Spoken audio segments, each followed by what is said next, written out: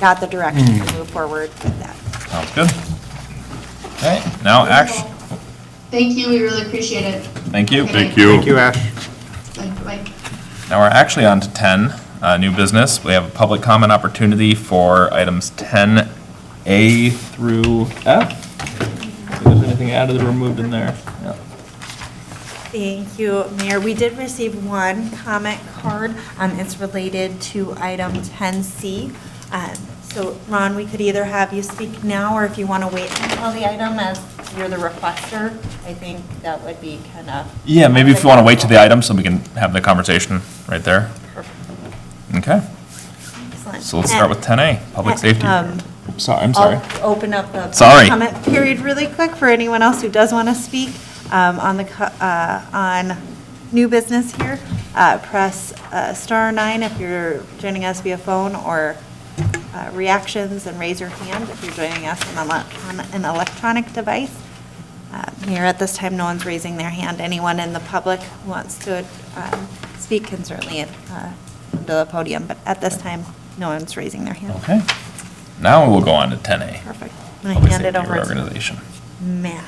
All right, thank you, Mayor and Council. As you guys know, we kind of, with our organization, the way it's growing and changing, we're always trying to keep stock of making sure that we're keeping track of what people are doing and how they're doing it, and is that being reflected in their job description. So this was really a look at Lieutenant Burns's job description, and as we start evaluating his current job description and how his role has changed over the last several years, as we've seen the department grow and the different demands on policing and what we're being forced to spend our time on, both out of legal mandates, but also out of needs of the community. And we've really seen that role evolve, specifically in the areas that he's getting a lot more involved in department policy, development of services as they're changing, more of the long-range planning, but he's been able to take a more active role and get involved even more so in our emergency management functions, and as well as our public safety plan reviews, starting to work with our fire departments when I'm double booked on meetings, that he's starting to kind of broaden into there, along with some ordinance work and some of those other things that are well above usually what a police lieutenant would be doing. So in looking at that and updating the job description, as you have it in front of you, what we did is took a red line from the lieutenant, and his duties really are in line with what most departments see as a deputy director or a deputy chief if it was only police. Again, we're seeing him even working outside the police vein, which is why we're looking at making the recommendation for basically appointing him as a deputy director and leaving that police lieutenant position vacant currently. A lot of those operational functions have been able to be accomplished by our sergeants. And I was, when we talk about the operations of our departments, I know that our sergeants do a lot more administrative stuff than even perhaps some sergeants do in, for instance, a Minneapolis or a larger agency. We all wear a lot of hats, and this is kind of working on trying to make sure that we're appropriately describing the jobs that people are doing. So this does involve, if he's appointed as deputy director, a pay grade change to grade 17 from a grade 15. An interesting note in looking back through history, if you remember, Lieutenant John Hamilton left the department in 2015 when Ryan was appointed. And during that time, the police lieutenant job was graded at a grade 17 then, because he was doing some of the IT work. So when the IT work was removed and we rewrote the job description, regraded it, and when Ryan Burns was appointed to lieutenant, it was changed to a grade 15. This deputy director is actually at a grade 17, which is where the previous lieutenant was with the IT stuff, which is more of just an interesting side note. But happy to take any questions that you have, and we think that this probably makes sense. So don't see the immediate need for replacing or adding for that lieutenant position. I think the reporting structure would remain intact as we're accustomed to, but I think it's probably an important update to make to his job. Gotcha, thank you. Yeah, Go for it. I'm glad you added the John Hamilton note, because the fear that I would have is if Ryan left, we'd be compelled to fill that level 17. I feel like we're giving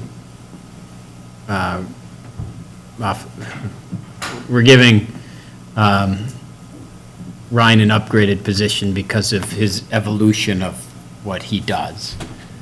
And it's not a requirement that we have that position in Corcoran, but we have a person who has exceeded their current drafted job description. So I agree with do we have this budgeted for? Yes. We did have a So- budgeted change, to look at we did put aside some funds, not exactly, it was a full year of a slightly different rate. Yeah, so I'm glad It's budgeted. when John left, that we just didn't automatically appoint a new person in that position. So that story's helpful because we want people to either evolve or not just be granted the highest position when they came in. So that was a question I was going to ask. Yeah, and I would say I've been able to gain some pretty good insight in being part of some of the promotional processes in even much larger agencies in the metro area, as part of as they're promoting, and hiring externally for some of their chief and deputy chief candidates. And I would say that, Ryan Burns is a huge asset to the community, and I would put him above most of any of the other applicants that I see in those processes. So I think we're fortunate to have him, and I think it's certainly this aligns a lot better with what he's actually doing for the city. I can't be a big enough cheerleader for everybody in our police organization or a public safety organization. My only concern is, and I'm sure you probably looked, we did not have a deputy director. We've created a new position. Do we need to post for that, do those things? Or is this all crystal clear related to our current contracts and those kind of things with the union, those kind of things? I don't want anybody coming back and saying we've done something out of sort. So this is a Yep. reorganization, which Yep, changes kind of how that works, and this is something that falls outside the bargaining unit, so it's not subject to the things within, the limitations within the bargaining unit and those types of processes, so. In terms of our authority to make changes to our organizational structure, as well as doing either an internal process or a reorganization, we have a lot of leeway as the city to do that. Like I said, you guys have already thought about it. I'm just asking. And to John's point and others, we do try to look every time that we have a replacement, we want to make sure our job descriptions are up to date. So you will see us try to bring back job descriptions, and sometimes they're going to be lower than where they were in the past, really based on those needs of at the Good. time. And we do want to look at ways that we can allow for some growth as we continue. Another piece that we're seeing just in general is some wage compression related to where our salaried folks are versus our non-salaried Okay. folks. Thank you. Another component. Anything else? I will move to approve the request. Okay, do we have a second? Second. Any further discussion? All those in favor say aye. Aye. Yep. 10B, request for bond conduit financing or host approval. Thank you, Mayor and Council. On August 25th, we declined to host a work session related to bond conduit financing. St. Therese is asking for formal consideration on whether or not we'd want to move forward with bond conduit financing, or if we would like, if not, asking us to then offer host approval. So really today is an opportunity for us to make final consideration of which direction we would, if any direction we'd like to move. The city's bond council is here to answer any questions that council might have. There's a FAQ, kind of just an understanding of bond conduit financing attached. But certainly something that we could look at doing. I would note one of the things that we did get some clarity on is that the proposal would be a $50,000 administrative fee for this, and we spoke with the city's financial advisor and indicated that that would be reasonable and that we could use that for, it's not restricted and can be placed in the general fund, those dollars. So really just trying to get some feedback if we do want to move forward with it, answer any questions that council has, and then take next steps if we do either need to do a resolution for a set sale, if we would want to move forward with it, or if we want to do a resolution allowing them to go and seek funds through a different organization or something. Anyway, so Gina is here and St. Therese is here as well to ask the question. Sounds good. Any questions? So I had a question that I posed to staff via email, and they kind of directed me to ask it at the meeting. So when I read the note in the packet from Kennedy and Graven, the paragraph about obligation to make payments, I found to be relatively carefully worded, which always makes me nervous, coming from a lawyer. So I wanted to try to get a clear, definitive statement as to whether there is any situation under which the city could be put on the onus to pay, if St. Therese is not.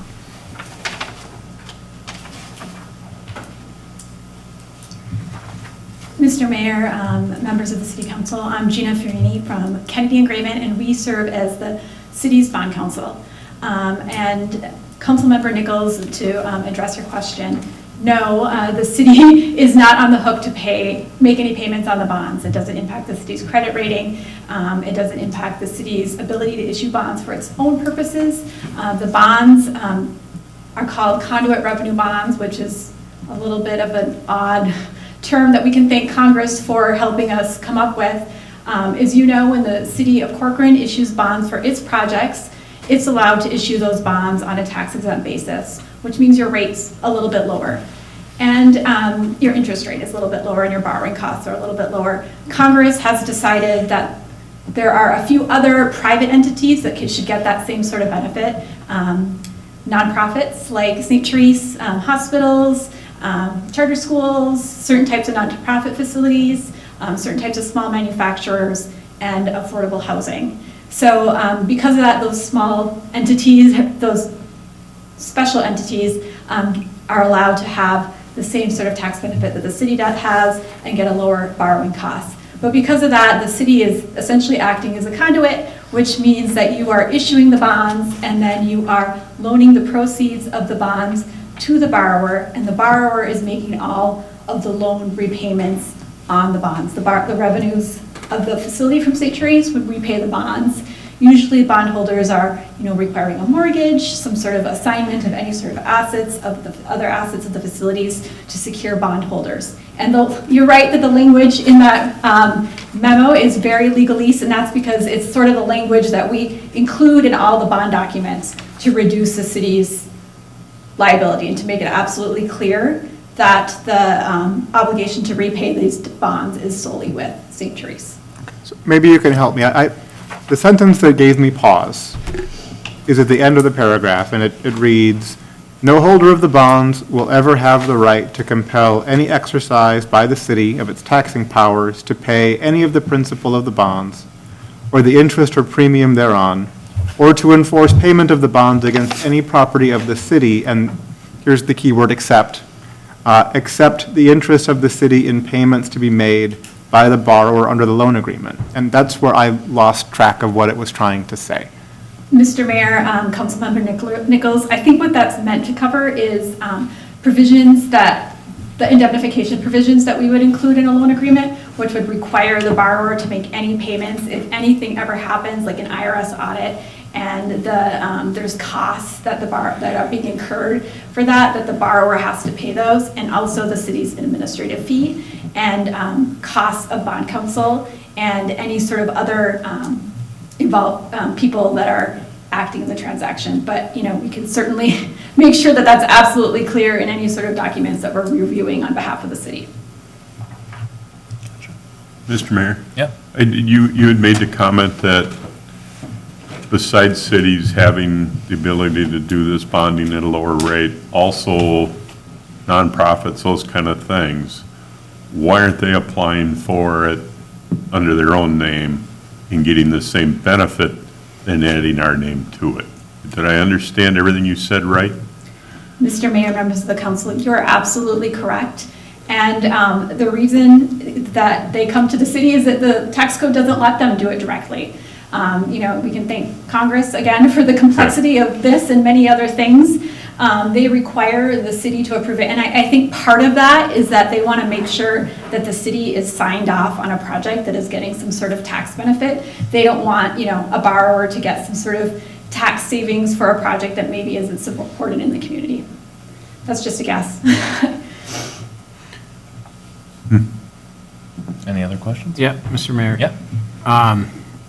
So on number 3, it says, if the bonds were to go into default, the bondholders look to the holder and owner of the bonds to develop a workout strategy, not the city.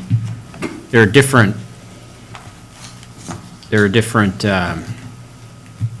bankruptcy, you know, the chapters of bankruptcy. Some chapters of bankruptcy have workout strategies, some don't. Well, they all have one initially, but if in the end, St. Therese doesn't pay any bills at all, they completely default, there's no workout strategy. In that scenario, would the city then be financially liable for anything? Mr. Mayor, members of the council, in that situation, no, the city would not be liable. I think a couple things. First, Well, what about in any scenario? Would the city ever be liable, under any circumstance, to repay these bonds? no. You know, there is sort of, as I noted in my memo, other aspects of this for the city that are, it's not like you're not involved at all. I mean, this is going to be staff time, sort of reviewing things. If there was a default on the part of the borrower, the bondholders are looking to the borrower to repay. They're looking towards the security that the bond purchaser has for the debt. So it works for the borrower really like any sort of other bank financing. The borrower is providing a mortgage on their facility. So if there's a default, you know, the bank's coming in and foreclosing on the mortgage and selling that building to a new owner, and, you know, sort of seizing the other assets of the borrower that it has a lien against. Yeah, I get that, but in a bankruptcy, it means that the assets are smaller than the liabilities. So even if they took the building and the pencils and they had an auction and they didn't have enough money, of course you would go to the St. Therese. I'm saying in the scenario where they just don't, their assets don't meet their liabilities. No, there's still a liability of the city. I think that also the entities that are purchasing these bonds usually are sophisticated in the fact that they are banks that regularly participate in the conduit bond process. And usually they understand that the city's not on the hook. Our goal in reviewing the documents on behalf of the city is that it makes it absolutely clear that they can't go after the city at all. I will say that, you know, the couple, in my years of practicing, I have not seen very many defaults on the bonds. I can't really think of any. So I don't. I work in that industry and I've seen a lot of them. So I just want to make sure that. Yeah, but you're about 70 years old. She is. I know. You don't need to remind me. And so, like, stuff happens. Whatever the case may be, even if it's an infinitesimal Yeah. risk, having your name on something, regardless of what anyone says, I think puts you at risk. But maybe you guys want to vote against me on it. I got a Can I ask question. I have a Go ahead. question, too? I've already talked once. Go ahead. I was just going to say, you made comment that it'll take staff time to review documents, but it's actually your legal firm that's reviewing the documents, and I'm assuming if anything falls through, it would be your E&O insurance that would cover us for any indemnification to the city. Mr. Mayor, members of the council, and you're correct, we're reviewing all the documents with the intent of making it so there's no liability to the city, and making sure that everyone understands that the city is not on the hook for these documents. That is our job. Staff is not going to be reviewing documents. I meant there might be staff time in sort of, putting together a staff report for the project, and maybe, maybe something comes across the city's desk someday that needs to be signed. I just want to be clear that, I'm not saying you're going to issue these bonds and you're never going to hear from them again, because I don't think that would be entirely accurate. Yes, if we make a grievous error in our review, I think that's true. We do have malpractice insurance. I also want to remind you that the city, you don't have to issue the conduit bonds. There's nothing that requires you to do that. And, it is an option under the tax code that, St. Therese could try to find another city to issue bonds on its behalf. And then the city would need to provide host approval, which would be just a simple resolution and holding a public hearing, say, we support this project in our city, but, we don't want to issue the bonds, and we're going to let another city do that. Can I ask a question?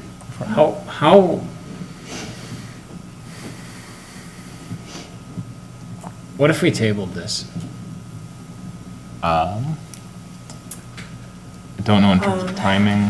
That's a good question. I don't know on timing of the issuance. This is not our, we just act as either host or.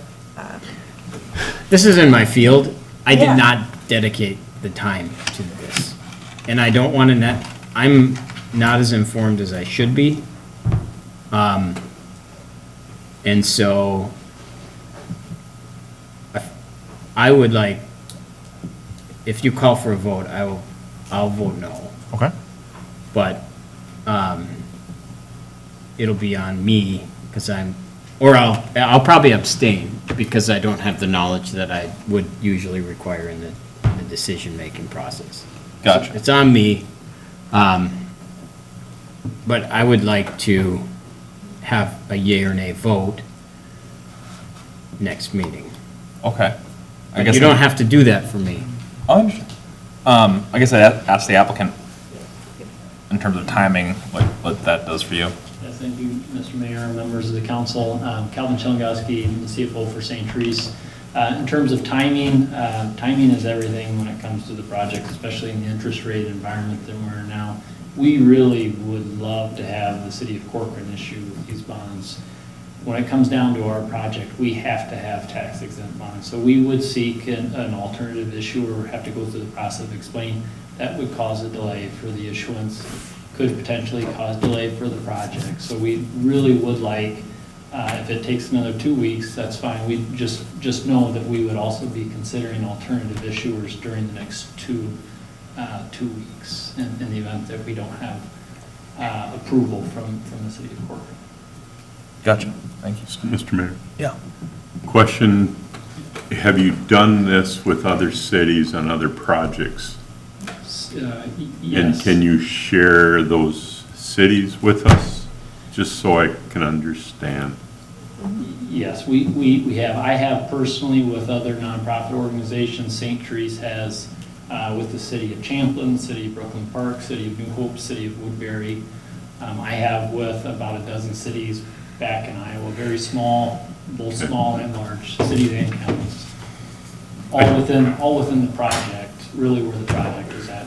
It really shows endorsement and support, the community's support for the project as well.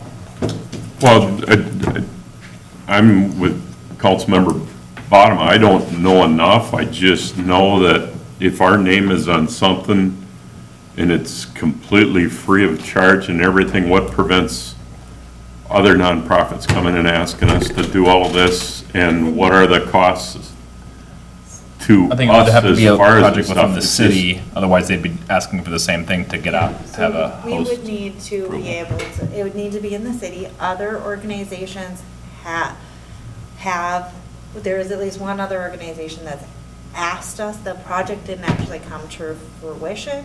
It was a proposed charter school at one point, had discussed bond conduit financing with us. We did not, the project didn't move forward, so we didn't do that.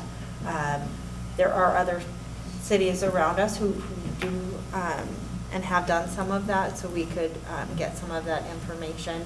In terms of a next step, if you are interested in it, and we could get those resolutions ready for That's what I was either thinking. way for the Yeah. next meeting. Because it sounds like the host approval one's pretty straightforward. Yeah, yeah, and so really it's just a matter of if we want to get some additional information. Gina works for is our bond counsel, and whether regardless of if we issue or not, generally the costs are related to the folks issuing. So right now her time is not with the city, regardless if it's issued or not. I want to apologize to the applicant for not being prepared for this conversation. So, that's entirely fine. I think tonight, we're really looking for feedback, introducing the concept and looking for feedback from the council for the two different avenues. I think, again, if anything else I can offer to put mind at ease, it is a very big project. St. Teresa is committing more equity to this project, not just on a size, but a percentage scale. So sometimes tax-exempt issuances require very little equity. If we go to a public bond or issue like retail bonds or institutional bonds, this we'd be privately placing with the bank. Banks require at least 25% equity upfront into the project. So we're committing a substantial, in this project, about $14 million in right away. This is, I didn't realize it was a private placement. So your bonds will never be sold to the public, only a bank will be the only holder? Under our structure, they can be structured as public and tradable securities. We are not pursuing that avenue. Oh, okay. We're pursuing private placement just with the bank, and they would not be tradable securities, but I can certainly let Gina speak to some of the more legal technicalities of the bonds. They would not be marketable. Does that change your risk concern? Mr. Mayor, too. Well, not necessarily. The ones I've seen that have gone bankrupt are publicly traded, not private placements. But I don't know how the process, this is why I gotta figure out the process of whether if they're private on a bank's ledger, if they can be turned into marketable securities and be held by other people. Dean? Just one more question. Those cities that you mentioned, was there the same concerns that we're expressing right now of being on the hook for costs and those kind of things, and how did you deal with them? Sure, yes, thank you for the question. For St. Teresa, I can't speak to because I was not involved with the issuances under St. Teresa, but with past nonprofit organizations, there has been a lot of education just, in terms of understanding the liability, the fact that there's no liability back, financial liability back to the city. I've never had a barrier. I've never had a city, I've had a city as small as 257 people actually approve bond issuance as an issuer, but none that I can Okay. think of, yeah, from my experiences. Thanks. Councilor Van Camp, I think Gina has worked with many cities, and she has had some that have not moved forward, so she might be able to speak to that.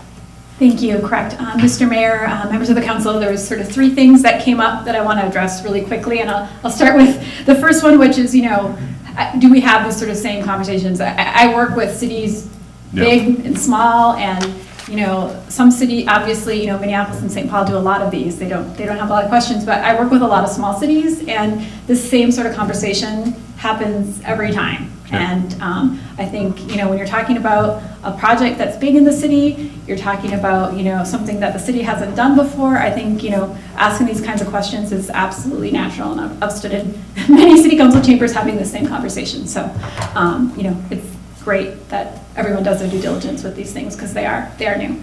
The second point I wanted to make was about sort of the bank place deal and the difference between that and a publicly offered deal. I think that usually when we see a bank place deal, there's some representations in the documents that talk about those not being sold and not being transferred, except to sort of qualified institutional buyers or specific people that have the knowledge and the sort of background to understand what they're purchasing. I will say the other sort of difference, I think, in the risk for a publicly offered and a bank place deal is when you have a publicly offered deal, that goes off into the marketplace. There's an offering document that everybody, like when the city issues its bonds, there's a preliminary official statement that goes off and is posted for the public to see. In a bank place deal, that doesn't happen. So, it's not as much, your name isn't quite as out there with a bank place deal as it is with the sort of publicly offered deal. And then the third point is the next steps. I think, if we're gonna push it to the next meeting, we could put together 2 alternative resolutions, and either process step you take, either host city or actually being the issuer, would require a public hearing. So what I would do is put together some sort of resolution calling a public hearing at either a post approval or issuer at some future date, and then you could adopt that, and the date could be set at the discretion of the city administrator when it's ready to move forward. Gotcha. Thank you. Mr. Mayor? Yep. One more point. There's a suggestion in paragraph 6 about potentially creating some kind of a policy around what kind of fees we feel would be appropriate for this service going forward. I don't want to advocate that we do it without having some thought process as to what we think the right value should be. So rather than have council try to negotiate in a public meeting, I would suggest that we direct staff to negotiate an appropriate agreement for what we might consider based on one-on-one conversations with counselors. I think in the past, when we've discussed bond conduit financing, we've talked about creating that policy. So that's certainly something we could propose a very brief kind of idea of a framework potentially of how we'd get to that from a staff perspective. Then I think I'll go ahead and make a motion to table this to the September 22nd meeting. Thank you. I am out of it today. And direct staff to draft both resolutions so we can act on one of them. You have a second? Okay. Perfect. Any further discussion? Can I ask staff, have we ever been asked to be a host city? We have not been asked to be a host city. We've only been asked to consider, and said we haven't moved forward with it to date.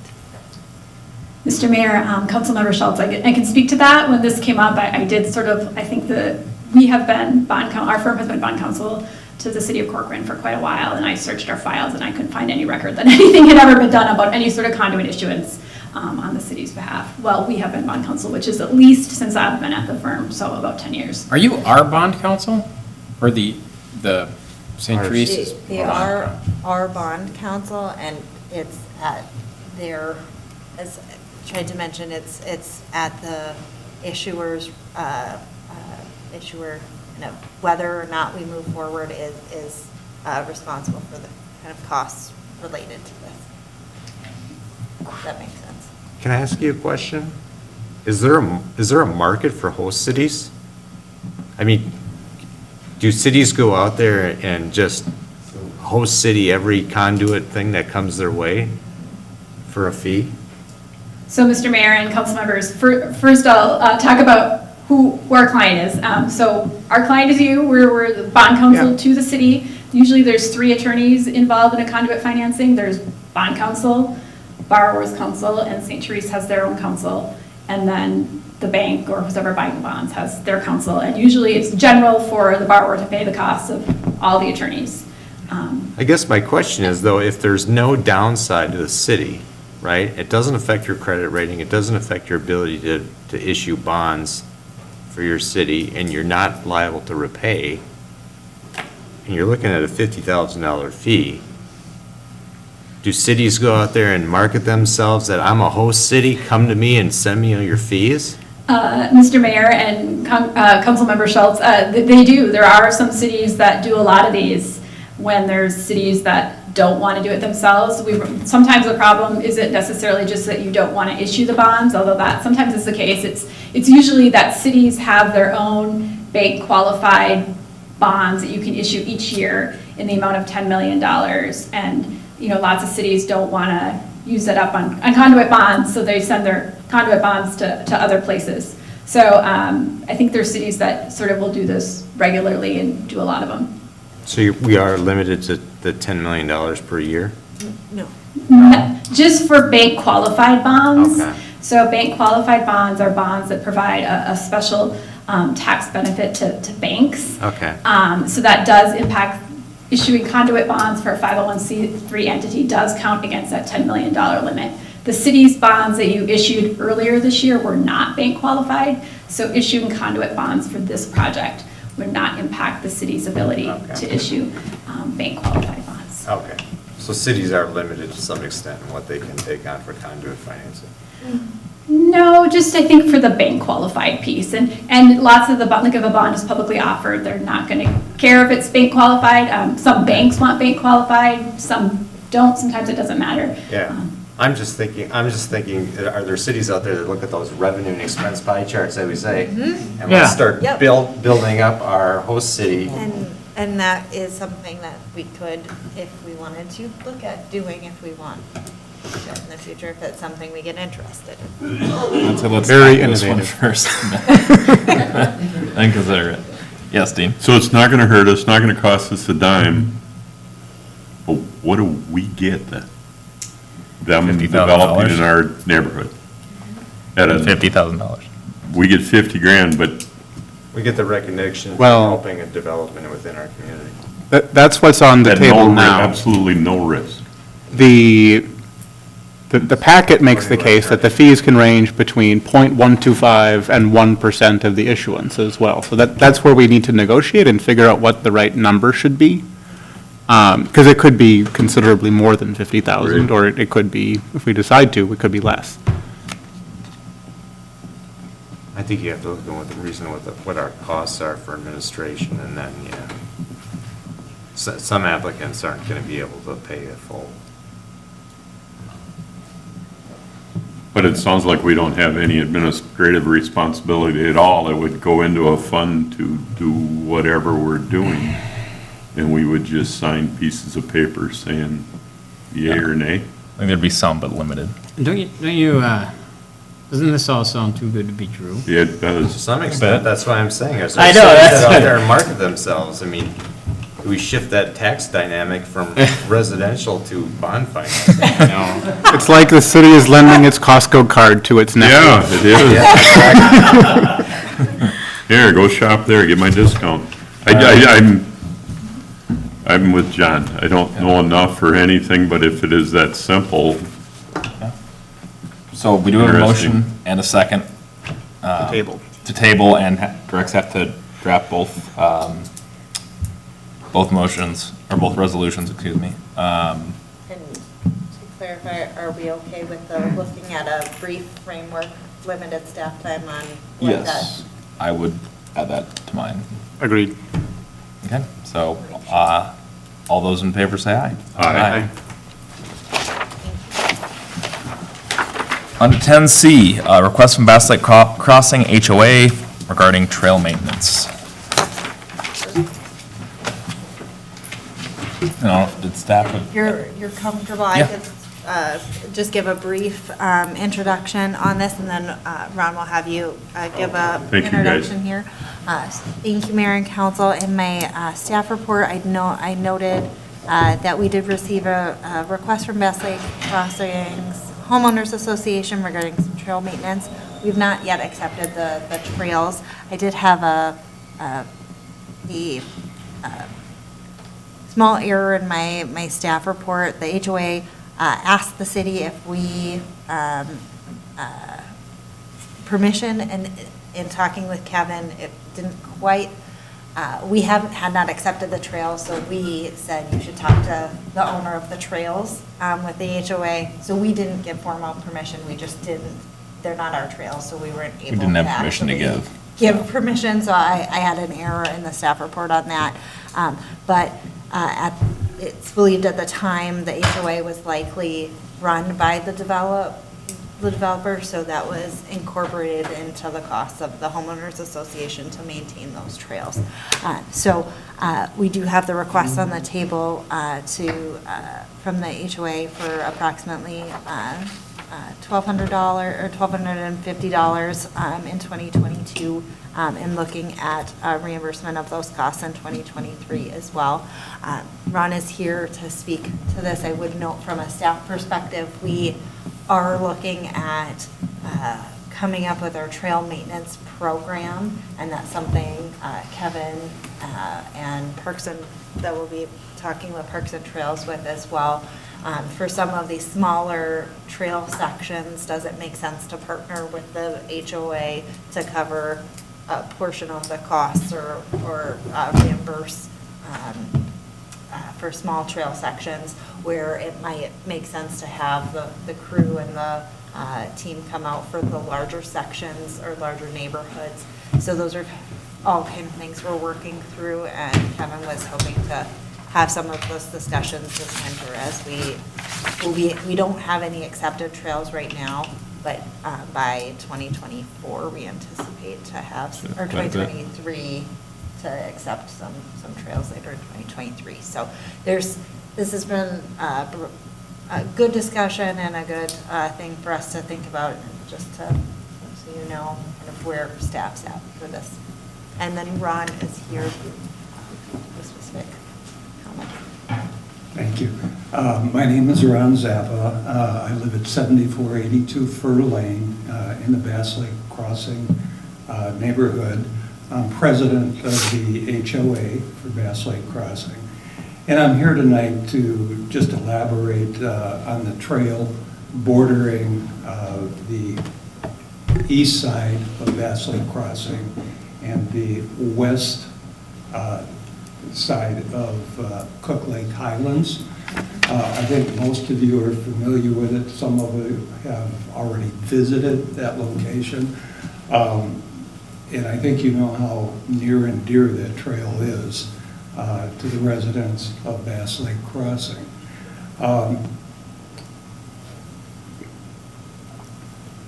You know, we've been maintaining that path, whether it was the developer for the first 2 years and us for the last 2 years, but it has always been paid with association dues, regardless of whether it was the developer or the association itself.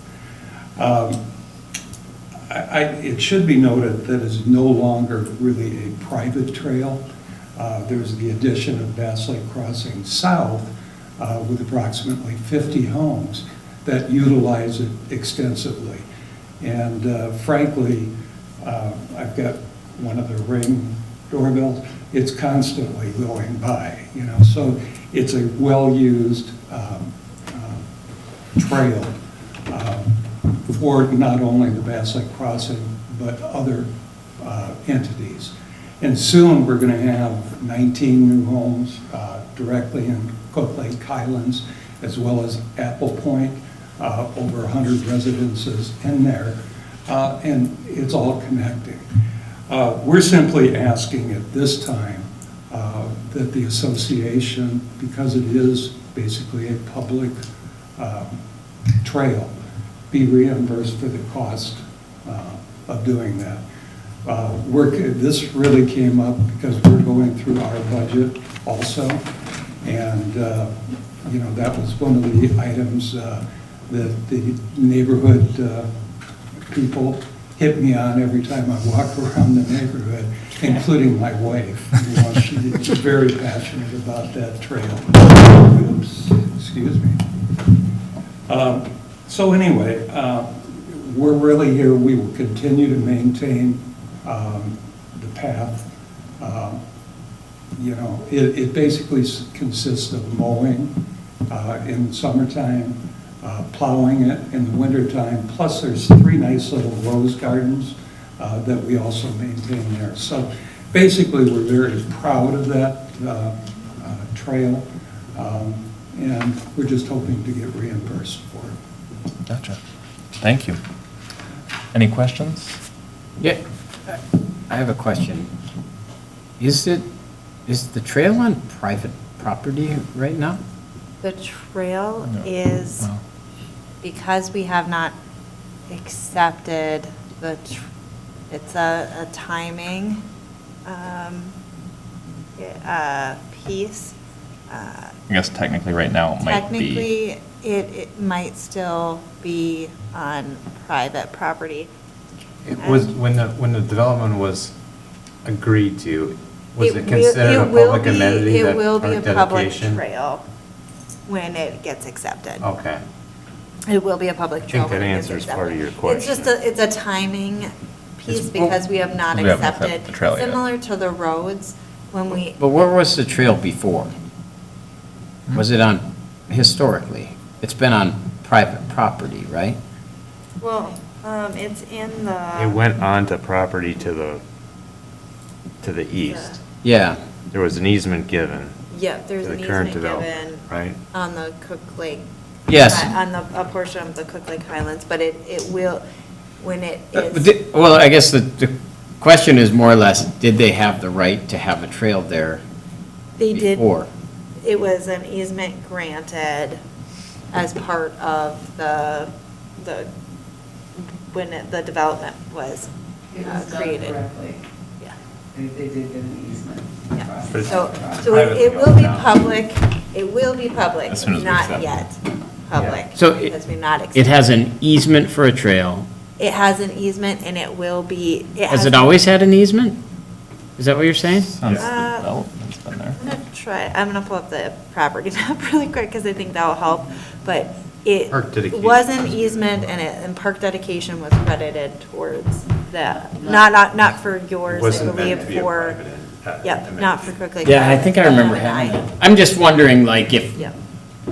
if you have a trail on property that's not yours, but will be given to the city in the future as a trail, then in that case, the city would have, they shouldn't have been on there in the first place. I think they had easement to be in that other on the Cook Lake Highlands Parcel? parcel. Yeah. So I can pull up the, Oh, okay. those. I just want clarification. Oh, Kendra is still on and might be able to. I just talk want- a little bit it's about like- this.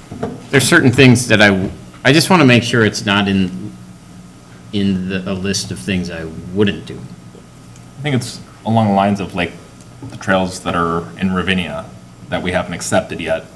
They're there, but we haven't. They're open to the public. They're open to the public. They're but we're privately not- owned. Until I we. guess until we technically, yeah, until Yes. we take it, yeah. So technically, can you go on a trail in Ravinia that's privately owned, but It's has? still a public trail. They're not signed as private. Yeah. And They're definitely- Kendra, do you mind speaking to that? Sure, thank you, Mr. Mayor, council members. Just for clarity, as part of Bass Lake Crossing, the developer was required to provide a trail easement through the property. They wanted to move it onto the Cook Lake Highlands property and reach an agreement with that landowner. They dedicated a public trail easement and built the trail within that easement. We have not yet accepted that easement, but MI Homes did get park dedication credit for it, did build the trail as part of their development requirements. It has always been a public easement. It is not our city policy to maintain public trails, but even if it were, this has not yet been accepted as a public trail. However, the easement is public and everyone in the city or outside of the city has a right to walk on that trail. Good clarification, thank you. So treat it like our Thank you, Kendra. roads, Well, except even though it's, there's an assumption that if you're on a road, there's an assumption that the road will be paved and not in disrepair, but just because you have the right to go on a piece of property, until it's the city's official trail, there's no obligation to make that trail navigable. Yes. So I think that's the issue, is like, find anyone who wants to go on that trail can go on it, right? Can't stop them. But technically, that trail is not the city's trail, so we have no obligation to make it nice, or whatever. So it's like and to me, it's like a favor more than an obligation. Well, you could, if I could, you can look at it this way. When these developments develop, like Ravinia, right? Those streets are put in by the developer. They're going to become public streets, but until the city assumes them as a public street, it's the developer's responsibility to plow and maintain the road to make it navigable or Yeah. safe. So in my mind, whoever currently owns this, which is the developer, from my understanding, is the one responsible for maintaining it, if there's any maintenance on it at this point. And the city wouldn't assume any responsibility until we take over that. And I don't even know if we could actually take it on based on the ask of the HOA. We'd have to take it on based on the ask of the developer. Yeah, because it's the developer's property. What they're asking for is for the city to give the HOA a check, so the HOA can contract to get it done. But I think you raise a good point, Alan. I don't want to have the city in a position to send a check to the HOA that's plowing the Ravinia streets that aren't plowed by the city, or the Bellwether streets. It's kind of a dangerous precedent if you go beyond this one $1,200 example. 'Cause that could really add up quickly. Things could snowball. And I think that from a staff perspective, that's why we really do want to have a policy in place. But if we're going to do this, it's a big change in scope. Right. Because I'm sure there are folks in Ravinia who would come by and say, hey, would you relieve our bills too? We'd all like to say yes to all those requests, but it's not really responsible to do that on a citywide basis. Yeah, because we could, in theory, those Ravinia trails that the public can go on but aren't yet public trails, they could, Ravinia resident, or anyone could come and say, hey, those trails suck. And honestly, they do, because Yeah, there's plants growing up through and big frost and warranty issues that haven't been corrected by the developer yet, that. By maintaining them in the winter. So many people walk on them in the winter. There's a lot of times you're walking on them and they haven't been plowed for weeks. Right, so I think I don't think we want to get down this low. I think we've maintained things that the city has accepted. And anything we haven't accepted falls under the purview of the current landowner. And I think, generally speaking, we're thinking this is something that's potentially accepted next year. And a note from our engineering team, it sounded like it was going to be it was not, this has not been accepted this year, and likely Right. would be a next year. Okay. And is this because like punch list items aren't complete yet, or what is the limiting factor? That is a great question. The, I don't know that I have that. Well, go right ahead. answer.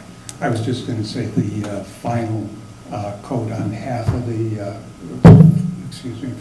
final layer of asphalt has not been applied to half of it. In talking to Rowdy, working with MI, it's going to be done this fall. Gotcha. So there's some issues, there's very few issues with the developer. So in essence, all the homes have been completed, everything's been sold. The association has been the board has been turned over to the association. So all we're working on is a few small things with the developer. And if I may make a comment, Mr. Mayor, we moved here, we lived in, our last home was in Maple Grove, and we lived there for 32 years, raised our kids there. And so we were there when, Maple Grove was going through the same thing. It's ended up a star city. The trail systems are fantastic, and we're just the beginning of it right here. I'm going to say if the council doesn't approve it, we're still going to maintain that. I'm not here as an adversary. I appreciate We appreciate that that, stance. It's, you can see there are challenges if we start doing these kind of things that go beyond. We don't want to fall into a trap of now we will be responsible for all kinds of stuff, just like yours. This seems reasonable, but then when you get into setting precedents and what other things then come beyond yours, it's hard to say, yeah, even though it's a totally reasonable request. I did want to clarify, looking at the note from them, there's a chance it could happen this year. We do anticipate it being accepted next year. Gotcha. So there could be a chance that it is accepted, but it likely, we're thinking it would be next year. Okay, so and like you mentioned earlier, it's something that policy on that and figuring out how we handle trail maintenance and to what extent is something we're going to have to tackle sometime in the next year or so. Yes, and talking with Kevin, it's something that we definitely we have on our radar. We started with a capital improvement plan, putting in some dollars for some trail maintenance equipment. Now it's just understanding what kind of are those lengths and where would it be best to contract out versus using staff and kind of what's that policy. Some cities on day 3 of after a snow event is when you go out and do trail maintenance. So kind of what are our parameters? Those are kind of all of the things that we need to understand. Has Parks and Trails been talking about this yet? As to what the thoughts are with regards to trail maintenance and? No, and so that would be Can we something put that on an agenda? Kevin wanted to have a discussion with Parks and Trails. Yeah, on. love because I to. think we'd be looking for recommendations, right? Because there's so many opportunities you have out there. I mean, you look at Ravinia going to Tavera, you've got public trail on both sides of that boulevard. Do you want to maintain both sides all winter long? Do you want to make one a recreational side, one a walking side? These are things I'd love to hear Parks and Trails chime in on as we develop a policy. Yeah, and just as a reminder, that this comes out of the city budget. This is not something that we pay for from park education. Right. So it'll be a bigger and bigger issue as we more parks and trails set up functioning. We've had so little trails to work with, it just has not been a relevant topic. Right. Absolutely. Maybe someone to look at it for an upcoming agenda. Yes, Just to get some definitely. initial feedback. Definitely, and I spoke with Kevin yesterday on it. He's not out on leave at the moment. He is definitely aware that we want to make sure to get it in front of Parks and Trails and start thinking about this. So kind of highlights this request really highlights some of the upcoming things that we have to be thinking of. Gotcha. So Mayor and council, just so you know, touching base on this, in my experience of going on when this all started, when we take on these trails, be ready to take on the one along 19. We're getting a lot of heat on that trail right now for not plowing it too. The Three Rivers Trail, people on the west side are actually plowing it themselves out there right now, and they're pounding on our door, well, you're right here, why aren't you plowing it? And it's, as we said, until we accept these trails, this trail is gonna be a major undertaking for the city to take on. It's gonna be another snow plowing route, basically what it's gonna be. And we got big issues for, you people have big issues to decide what we're gonna do, because like I said, that trail will be coming at the same time, just giving you the heads up from the feedback we're getting out there from the residents out there. As I say, they're plowing it from 55 to 117. gotcha. So that's what, 6 miles of plowing? Yeah, Yeah. that's probably an easier one to plow. It's a wider trail, and you're not jumping the roads as much. Three Rivers is doing that now? No. No. They don't do their maintenance. There's no winter trail maintenance. The city has to sign an agreement with them, getting too deep into it. Yep. That we have the right to maintain it in the wintertime. Hanover does it up to 117. Yeah. And they quit there, so we have to sign up. Basically, they're giving us permission to use their trail in the wintertime, and we have to maintain it. So. Well, the thing that bothers me about that trail is the county doesn't let you snowmobile over on that side of the road, even though they don't plow it. And I think that's something we should have a discussion with as well when we start talking about parks and trails. You're 100% right, and the other thing is, I know they're gonna absolutely crack the whip on that this winter, because they just stuck a ton of money into that trail.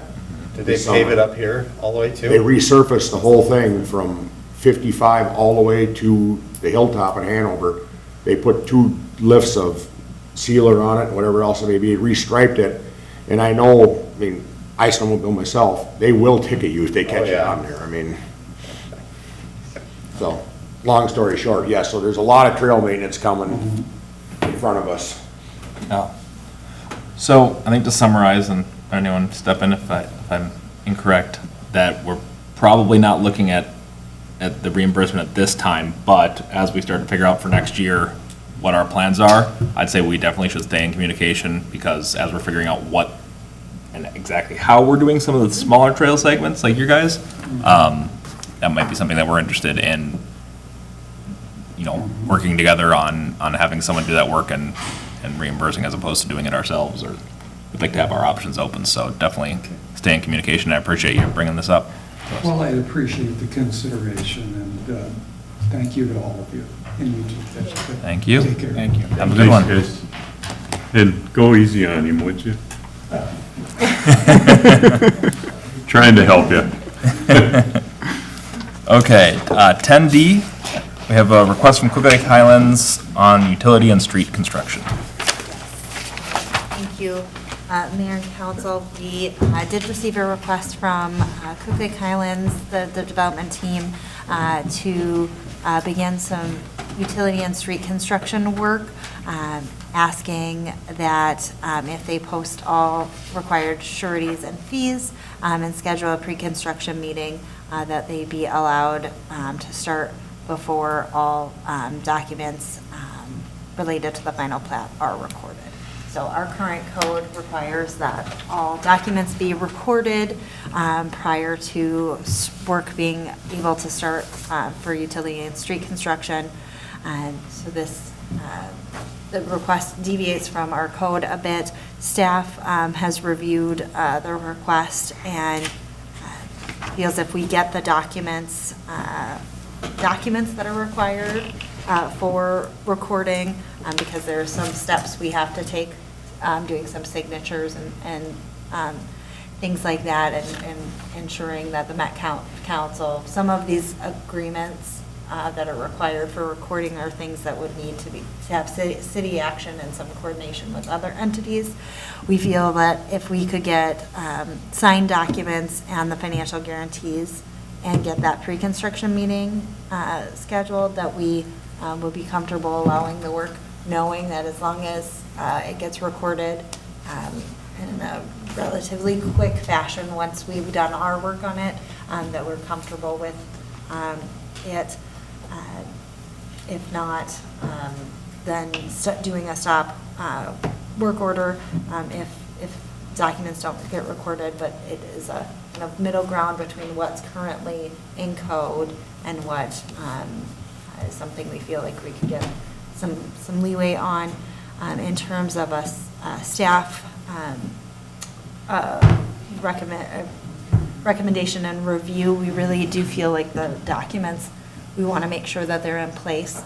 For example, the stormwater maintenance agreement outlines some costs assigned to the developer, and the joint powers agreement says that the city is responsible for those costs. So without the stormwater agreement assigning those to the development, the city would be on the hook per the JPA. So just understanding that there are some interconnections with some of these documents that would be really important for the city to have those documents at least signed. So that's staff recommendation. I know that Beth is here, and we've done a lot of work this week trying to work through some things, even today trying to get some documents from Met Council. So she might be able to speak about the request. Yeah, thank you, Mr. Mayor and members of the council. I'm risking wearing out my welcome here, so I appreciate your time. We are requesting that we are given the right to proceed with the utilities and the street construction for multiple reasons, without providing all of the documents that need to be signed in order to file the plat. And we are working diligently. We've been gotten through some things in the last couple of days that have been helpful. We still do not have all of the documents that need to be. Just today, I was in contact with Met Council, asked them to get it. Where is it? And I find out they finally sent it to the city today, and so I don't know where that's at. That's a cooperative construction agreement where the Met Council agrees to pay for a portion of the intersection for their access.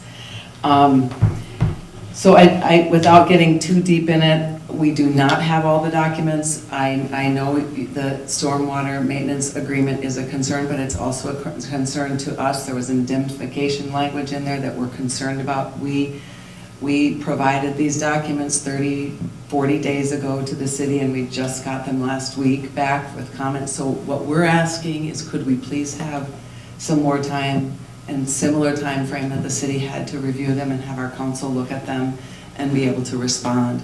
We have every intention. I think we feel that if you could give us a set date that said, you know what, developer, we would like you to have these documents signed and to the city by such and such date, we will do everything we can to do that. And I will do everything I can to get, you know, we still have an encroachment agreement with Met Council that still has not been done. My attorney asked for it on Monday, and we haven't heard back on that from their attorney.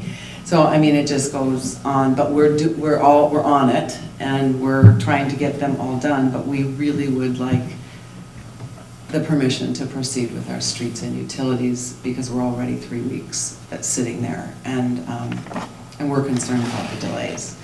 And as I said last week or 2 weeks ago, we're concerned about leaving the site as is. And I think, just to sort of conclude, I think in your decision-making, please consider that I think it is in the best interest of all the parties involved.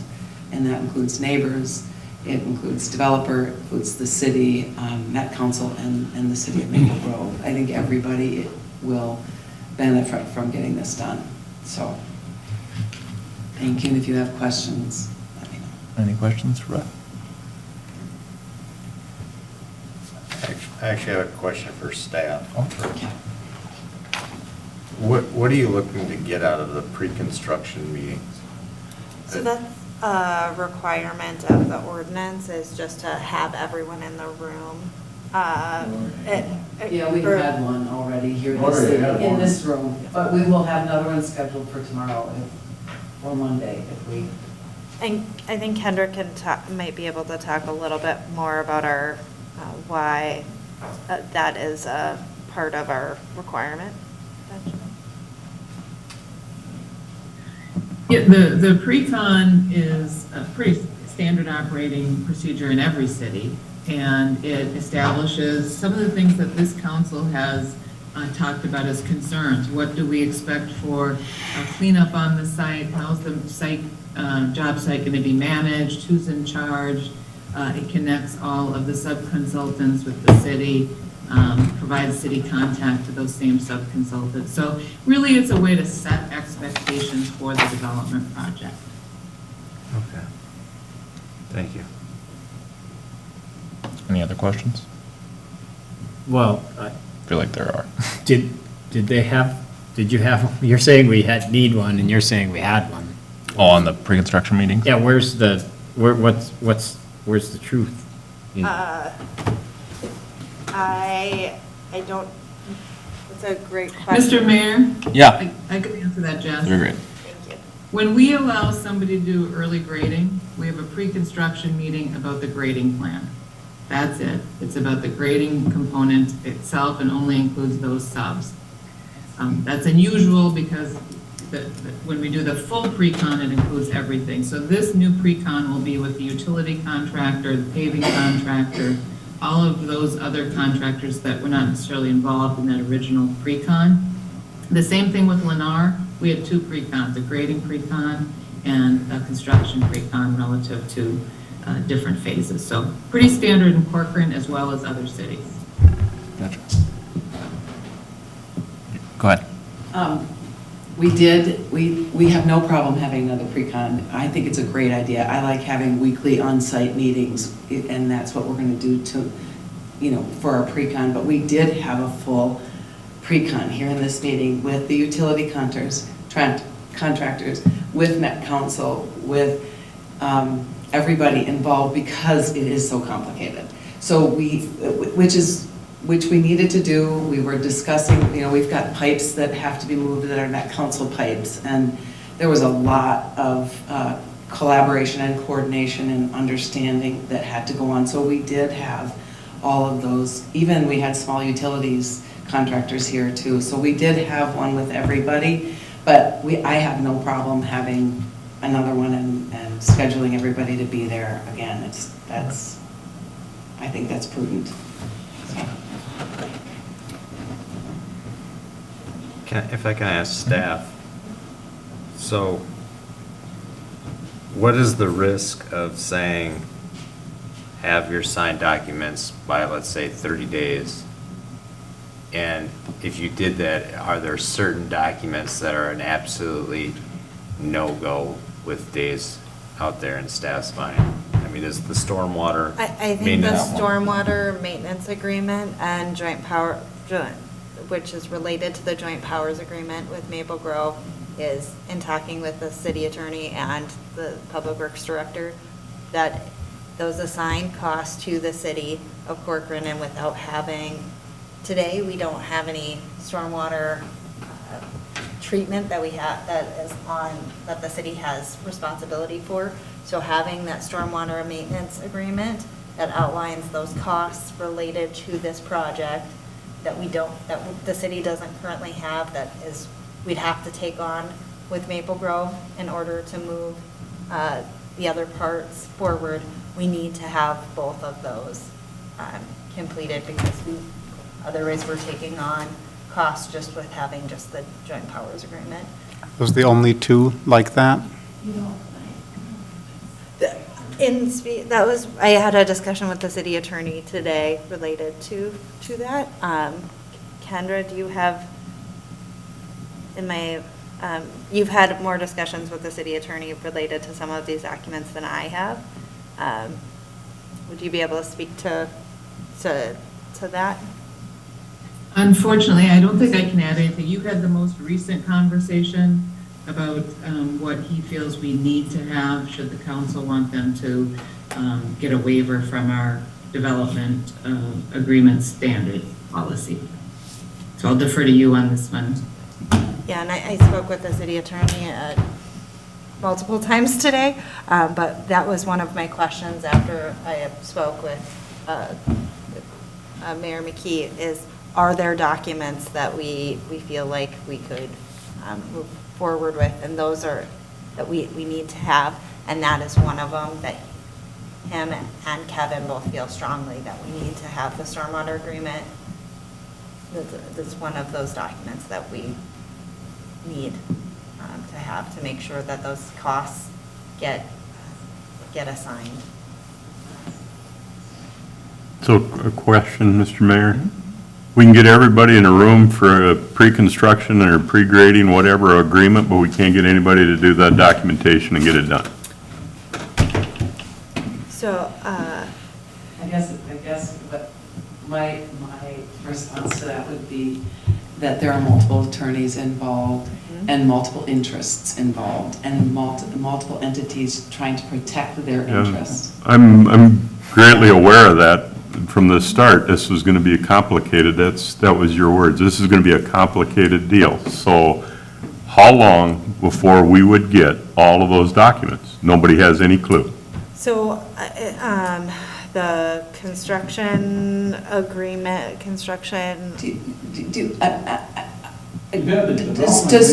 Yeah, we've had the documents to them. Let's just think about that to answer your question. If you could give us, you had mentioned 30 days, if you could give us 2 weeks, I think Bob feels comfortable that everything can be done, and that's 2 weeks. And the cost for the stormwater maintenance agreement That's already negotiated. That's been done with the city of Maple Grove. We're having to pay for that. That's already done. It's future, any possible future major maintenance if something happens years down the road. So that's my understanding. And so I feel like we've already negotiated the $130,000 that we had to pay to upsize the piping and to upsize the ponding in Maple Grove. And Yeah. the city attorney and the public works director feel that we need to make sure to assign any future costs. As Okay. the way the JPA is written today, the city would be on the hook for the maintenance. And if we do not, and we don't currently have maintenance responsibility. So by having that agreement is a very important thing to both the city attorney and the public works director. Another question I had, Mr. Mayor, is at the corner of 101 and I forget all of the roads, the southeast corner, the Maple Grove corner, I'm gonna call it. That pond is full to capacity, it's not draining now. Is that related to this grading and such? Does anybody know that? We're talking on the south, that Brockton Lane, the old 101, right on that corner, right? The opposite corner, the same side of 101 as the Lions Park. That pond is Maple Grove and was plumb full a week ago without draining. Is that related to the grading that's happened across the street on this property? Yes, it goes to the north. It's blocked in there, they know about it, and our water valves are buried in there somewhere. They're working on Okay, that. so that's what I'm asking. So, Can I ask a question? Is it in the two-tiered pond that was on 101 and Bass Lake Road in the south west corner of 101 and Bass Lake Road? Is that what we're talking about? It's a Southeast, across from Lions Park. The corner of 101. Oh, that little one. The corner Okay. of 10th I've seen it. and whatever road goes along Lions Okay. Park. Okay. I shouldn't say 101. I believe it's Brockton, I think it is, if I'm not mistaken. Is that Old Brockton? It's full to the top, yes. It was, and they are working on it. We called Nick, and Right in that corner? Rowley on that, and they are Pond working is on plumb that full. also. How is that related Which to one? the construction on our? Well, there's not even a Yes, that pond. pipe drains to the north that went down that big swale Already done. onto your property is where it's going. Oh. Yeah, yes. Sorry. No, no worries. 10. Oh, it did? It was that full, yeah. Oh, geez. From the, You have it there. I apologize, I would love to pull up the interactive. there's- map. It's always down a Pat, you know what I'm talking about? System maintenance Just is while in we're talking progress. about it, I just remembered out of the corner of my memory that actually went over across the road to drain to the point So you addressed where oh, sorry. Go ahead, you're all right. There's two documents. There's the one on So the water and, The JPA has been approved by the cities of Corcoran and Maple Grove. But what impacts the JPA is the stormwater maintenance agreement.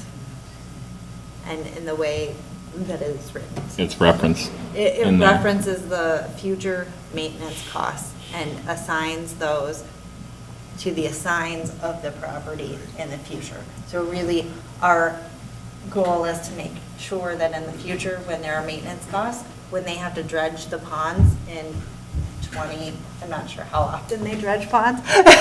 So I don't actually say how many years, but when they go out for those costs are covered in the future. So that's what's related to that stormwater maintenance agreement. We have stormwater maintenance agreements with. That's always, is that the only, so that's the only So outstanding that is document? one document. No. We do have an executed copy of the development contract. There were some changes made this week. We're going to change out a couple pieces of paper in the development contract, and the city needs to sign that. There are some other documents as well. The JPA is signed by the city of Corcoran and the city of Maple Grove. There is the construction Cooperative Co-op. construction agreement between Met Council and the City of Corcoran. And that, between the three parties, and that was received today about 3 o'clock, give or take, by the city attorney is reviewing that. It didn't include any of the exhibits, so we need to verify that all of the exhibits are correct, but that was received by the city attorney today. We have not received an encroachment agreement, a final document from the Met Council on that.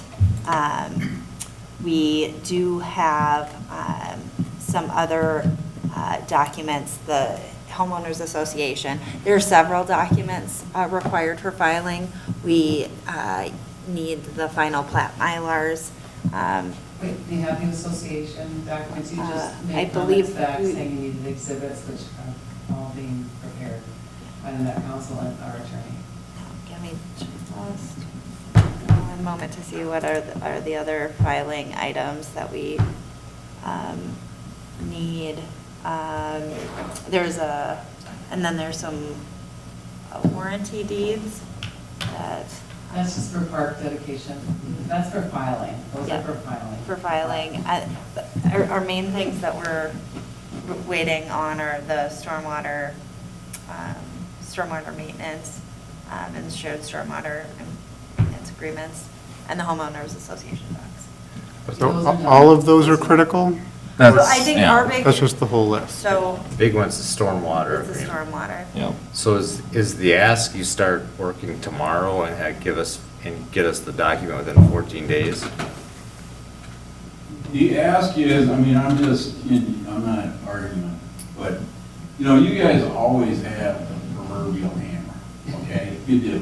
So, nobody's arguing any of these agreements, and all that you guys figure out, you got 3 governmental jurisdictions, and you see how that's going. So they're not done, and where we're up against right now, there's a certain number of days that my guys need to build, and we're pushing it right now. And I'm telling you right now, if we delay another week, it's gonna sit, because it won't get done. And we're not gonna put out more money and not be able to get streets in there. So back to my question.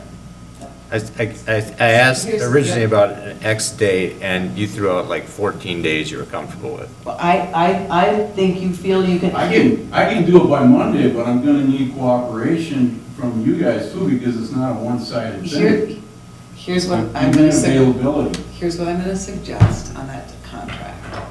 That we make sure that language in the indemnification is, and I'm not an attorney, this is kind of crummy, but I want to know, that's where we're going, that it can be assigns, like the rest of the language, so that it isn't, the developer isn't going to be the owner forever.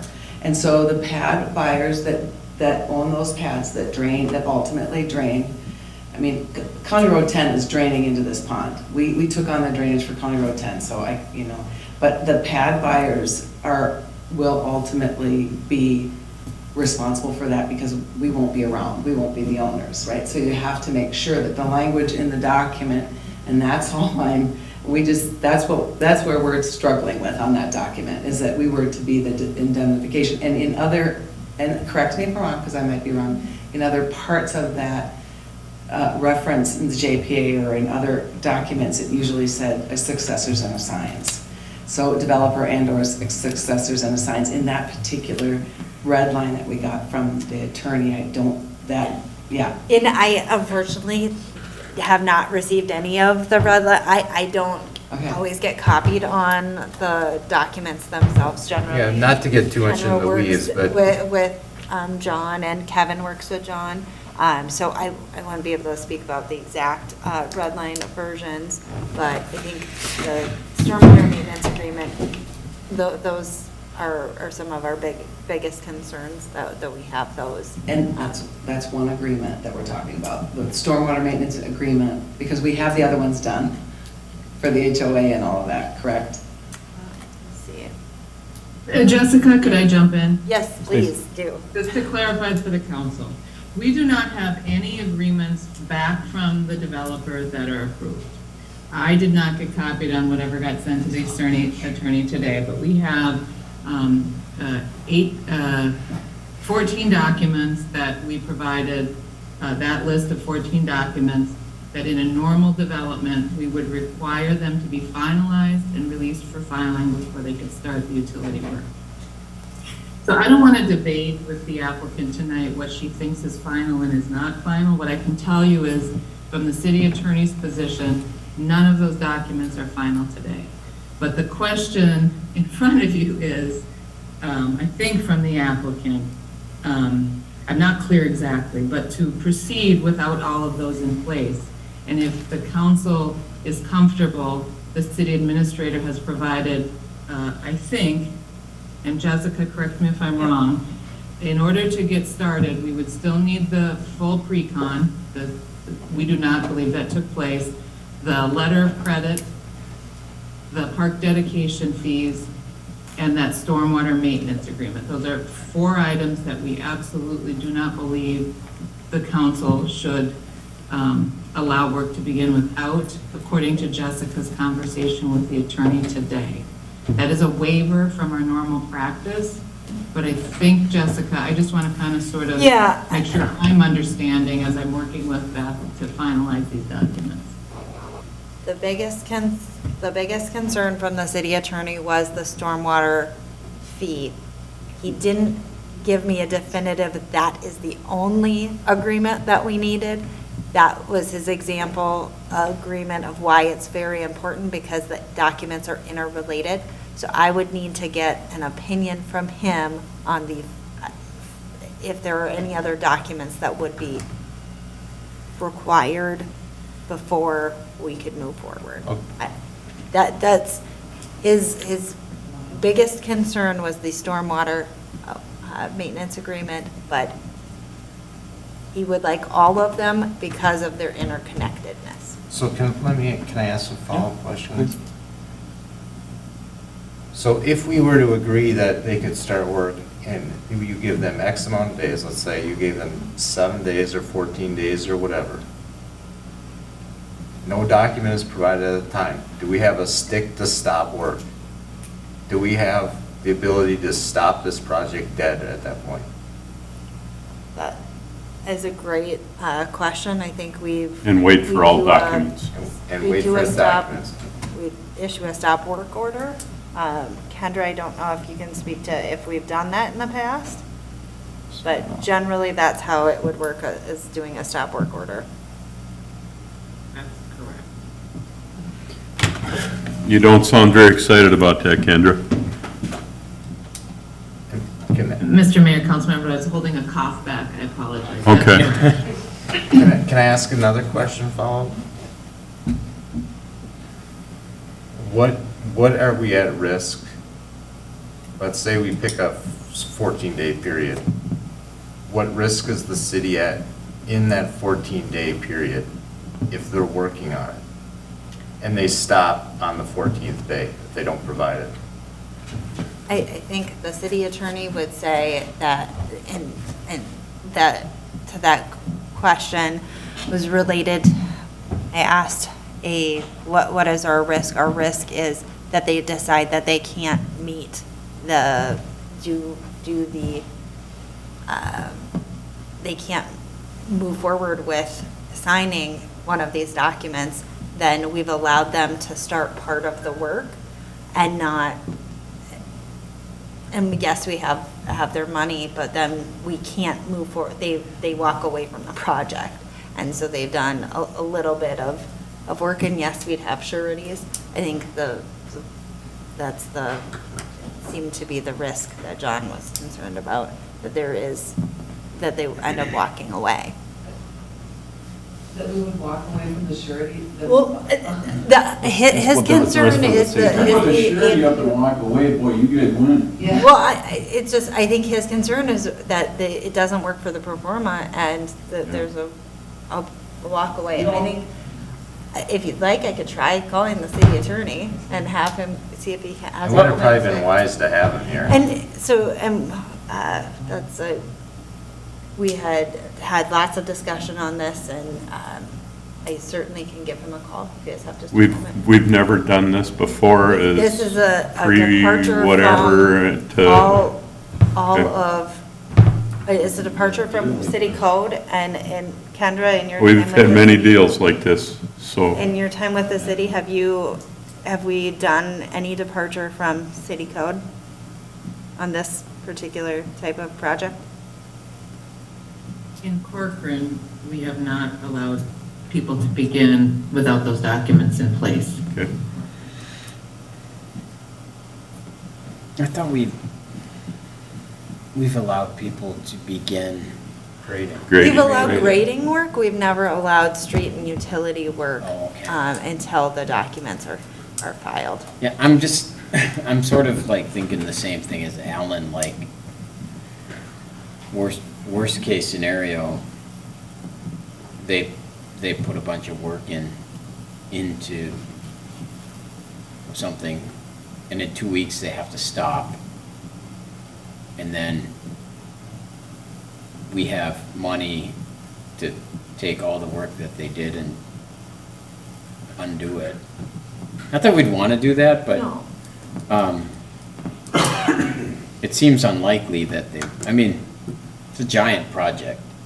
It seems unlikely that they would get a bunch of utilities in and bolt. But even if they did, we would be covered in it. I always think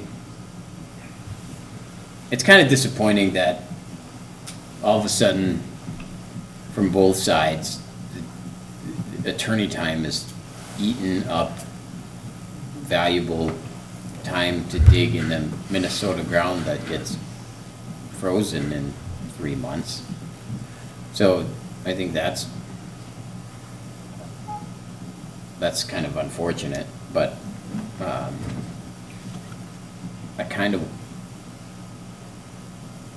I would like a little latitude, but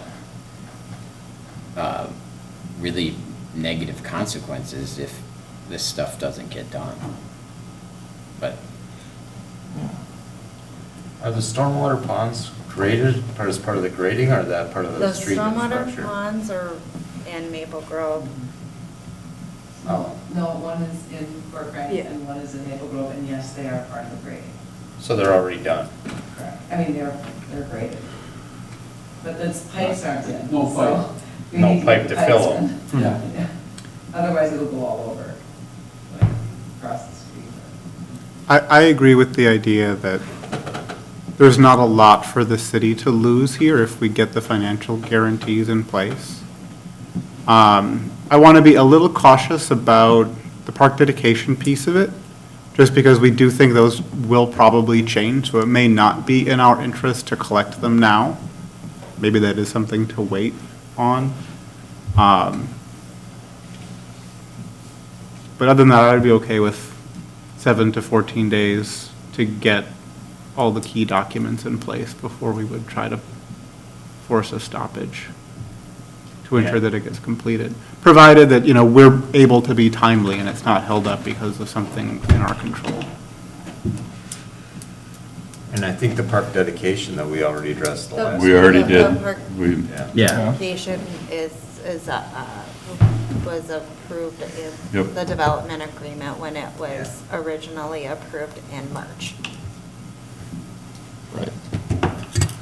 So, Mr. Mayor, I'd love to help out, but I don't want to turn away from our planning group and our attorney. yeah, For the advice that they're giving us. I'm nervous about what this opens us up to in all future development. right. You did it there, why can't we do it here? And it just, in my mind, turns it into a nightmare for everything else proceeding in our city. Gotcha.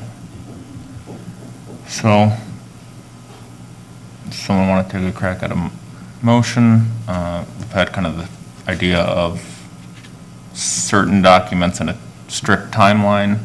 We've had Dean's idea of, or concern, which I think I share a lot of what it's difficult wanting to be flexible, but also all the advice we're getting is kind of saying, Yep. be very cautious of this.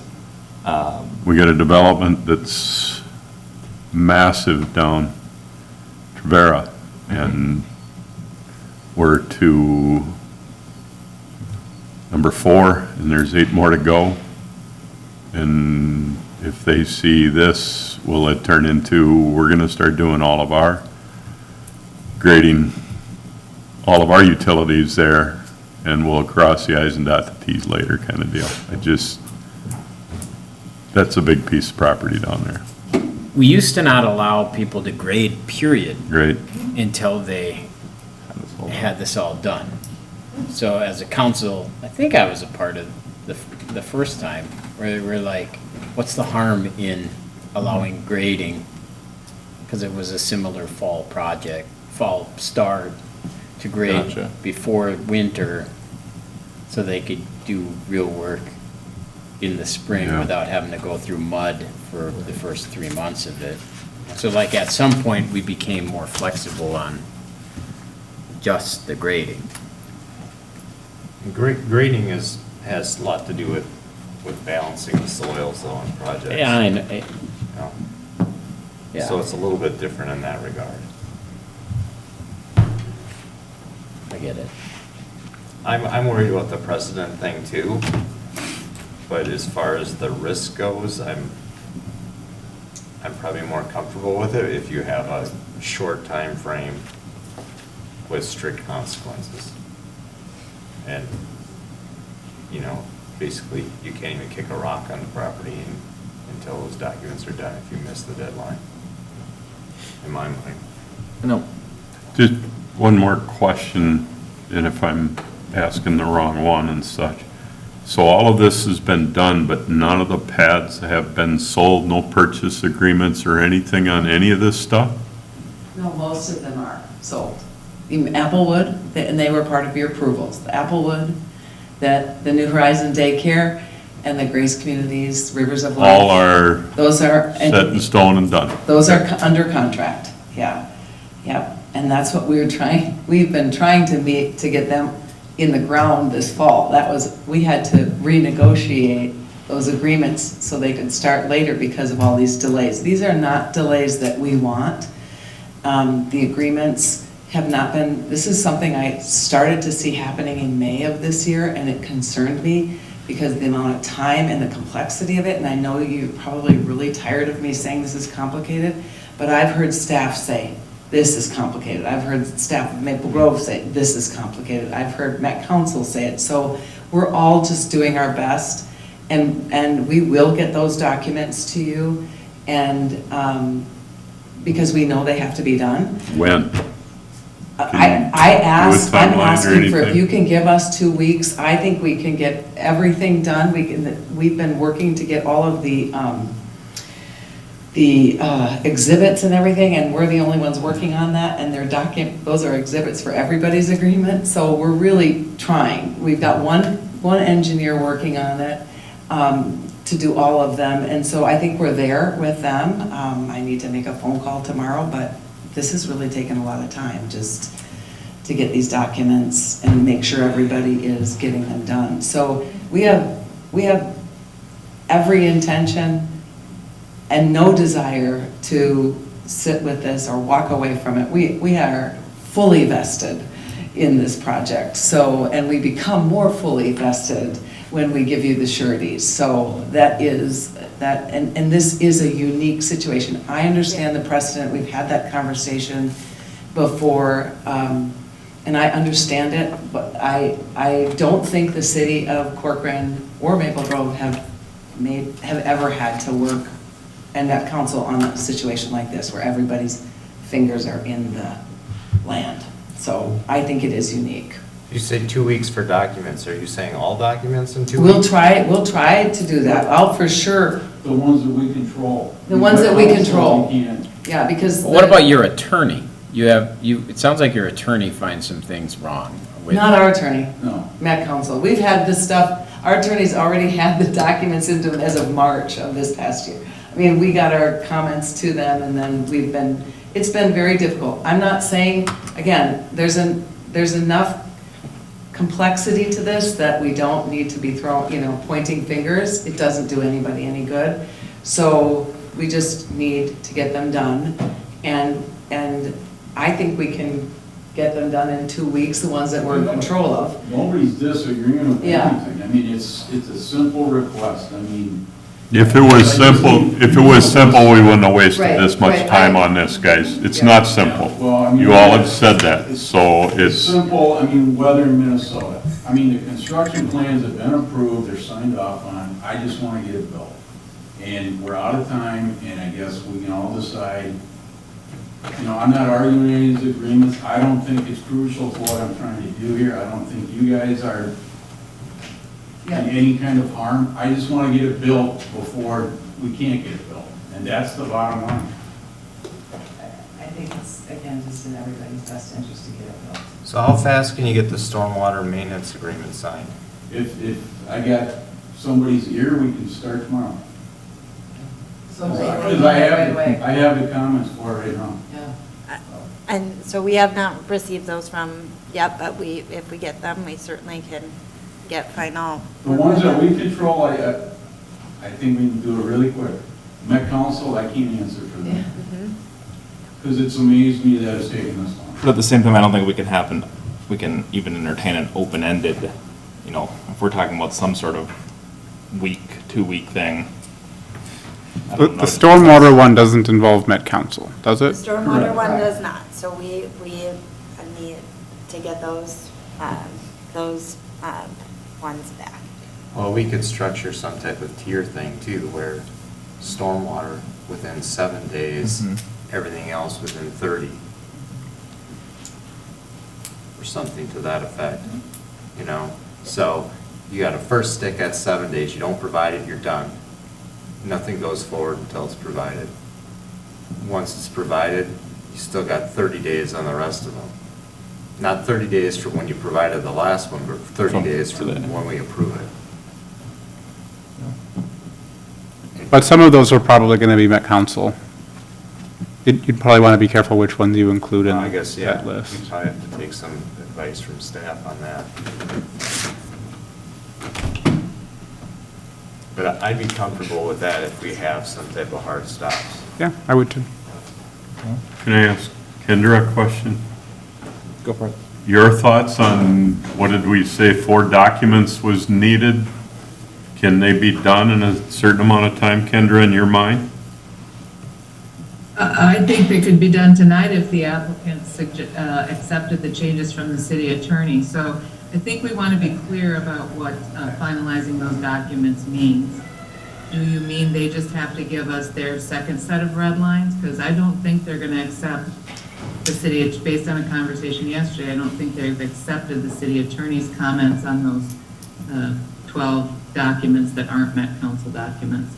So I do think there will be more back and forth. So if you do want to do a tiered approach, we should be clear about deadlines for them to submit something versus deadlines for them to get a final document in place. I would say fully executed. Yeah.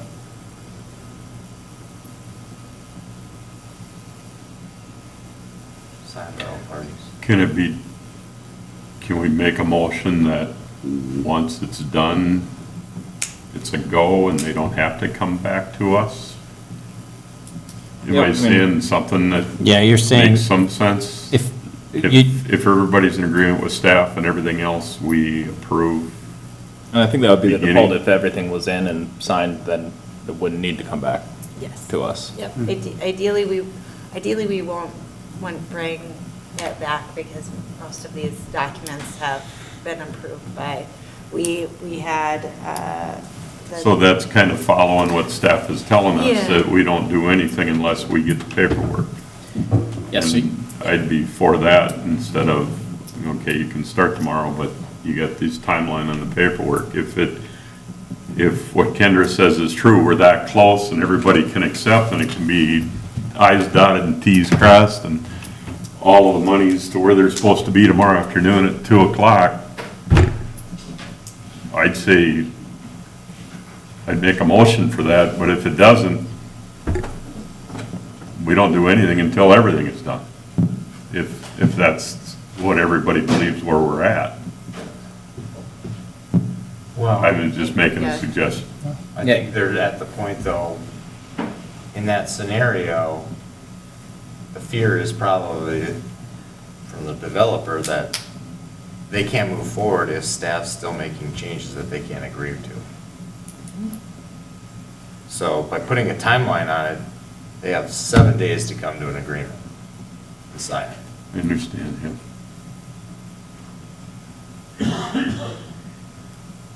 Still, I'm hesitant to go that way with the recommendations from our attorney and staff. Yeah. I don't want to lose. Can I ask a question? Yeah. It does seem like it seems like from my chair that a lot of projects that we see are pretty straightforward. And it's like,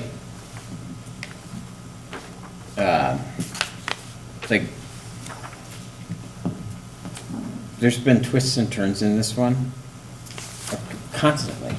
Is this a different, completely different project with, like, I know Beth is making it out to be like super complicated, and it sounds like it's super complicated. What makes it unique or different or weird, or why all these things? It's the lift station, I and the think Met that Council there's some, has a key hole in the middle of the plot, and then the fact that two cities are adjoined at the border. And Hennepin County. yeah. And I And the think county. Kendra might be able to speak to that a bit. You know, we did approve initially the final plat and contract in March. And there were some of these things that we knew were coming, but ended up taking longer. But Kendra might be able to speak a bit to kind of how this differs from other projects. Mr. Mayor, council members, I do think it's fair to acknowledge that it has been a challenge to work with the Met Council on this project. I don't believe we had to wait to August and to see the 12 documents from the developer that were not related to the Met Council, but it is what it is. I think the council could find that the Met Council coordination and the Maple Grove coordination did complicate the project to make it unique. If you're feeling sympathetic, that would be what would make this different from other projects. We haven't had another project in Corcoran that did have to rely on those two entities in order to execute the project. Gotcha, thank you. Well, Alan, do you want to take a shot at your motion? trying to think of how to. Well, I mean, it's going to be hard to word, but I would make a motion to move forward with financial guarantees in place, the pre-construction meeting as staff requested, and allowing construction up to 7 days, at which time, if a fully executed stormwater maintenance agreement is not provided, all construction activities on the property should cease. And then having a tiered approach with additional documents within the control of the developer and the city. And then financial guarantees are part of that as well? Financial guarantees are part of that as well. And park dedication? Well, it's the sureties and everything else that go with it. He said that at the front. Did he? Okay, sorry. So authorize utility and street work and street construction work. If required, financial guarantees are received. Yep. And pre-construction meeting is held. Yeah, and I want to add on there too, something we haven't talked about, but construction not to fall outside of our current construction hours. So we're not gonna go out there and approve additional work hours in 7-day period. And just to clarify, what was the date on, that you mentioned for needing the documents? Or 7 days for the stormwater. 7 days, so would that be September 15th? Yes. 7 days from tomorrow, starting Oh, tomorrow. okay, so the 16th. So the Is your 16th. city attorney going to be available? That is a great question, I believe so. I know that he is Well, he working. was gone for a week during all this, so just got to make sure. He was gone for a week. We did receive PDF documents on August 2nd that he started to review and was out for a week. I know that the city staff, Kevin has been working, as well as John have been working since June or July on a weekly basis, working with Met Council to work through these documents. We've been certainly trying to work through some of these changes. Gotcha. I guess we just, Mr. Mayor, could I clarify the motion? Sure. Yes, please. Is it the stormwater agreement is executed within 7 days? Yes, fully executed.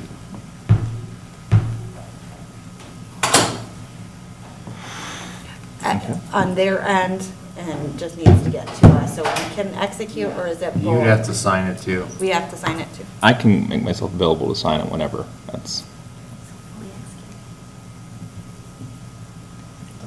I might need to, depending on, I might need to sign it a day early. Out of town on the 16th. okay, gotcha. Okay. Then I guess my only other point of clarification on that is for the other documents. Yeah, I mean, that's where I think I'm gonna need staff's help Yeah. in clarifying that. 30, Within 30 days, so we'd be looking at the 9th of October, or are we looking at October 7th? I'd be hesitant to go out that far personally. I'd maybe say all documents fully executed by, so that the one for next week, stormwater, and all other documents fully executed by September 30th. I'm fine with that, amending it to that. Is the Met Council on that one? It's all documents. Yeah. The thing is, I don't control Met Council. Either do we. Yeah, but you would have waited normally, right? If you give me a deadline that's reasonable, I will do everything I can. I'll contact them and say, you have a deadline. This needs to be done, a week prior to that, so. How many Met Council documents are we talking about? Well, our permanent easement is done. So there's an encroachment agreement that we've been asking for their final comments on for a while now. And so that's one. And there's a cooperative construction agreement with the city, that's two. So would that be the only Met Council? The JPA was between the other cities, so I think that council, yeah, because we've got our other ones finished with them. And I think the outcome of that, let's say we went with those dates, would be work continues now through then. And then if there's still a document or two after that point that isn't through, it stops until they're in. And then picks up, they still got the 3 weeks that otherwise potentially wouldn't have. Yeah, because they would have until the 30th. Right. If you've got any response from our attorney, is he available? Because I don't want anybody coming back saying we weren't available to make this happen. I believe that he is available. I would note that I am out of town the 16th through the 21st. I am at the city manager's conference in Columbus, Ohio.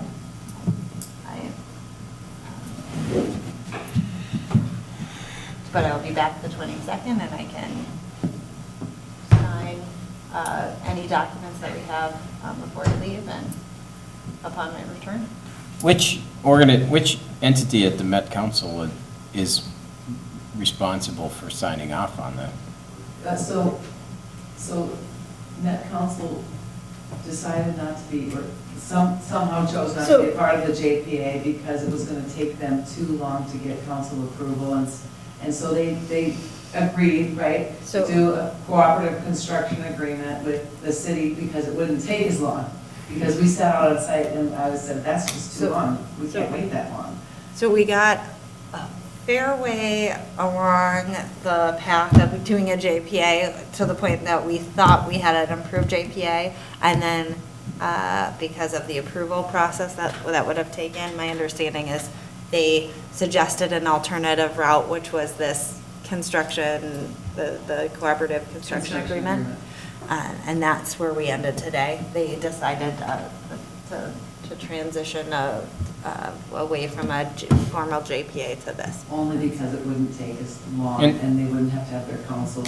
Yeah, so who is they? Met Council is a big entity with all kinds of sleeves, like, Yeah. they have different, Well, they have a council too that would need to sign off on the JPA, and they felt that would take way too long. We were hoping, to be done by now, right?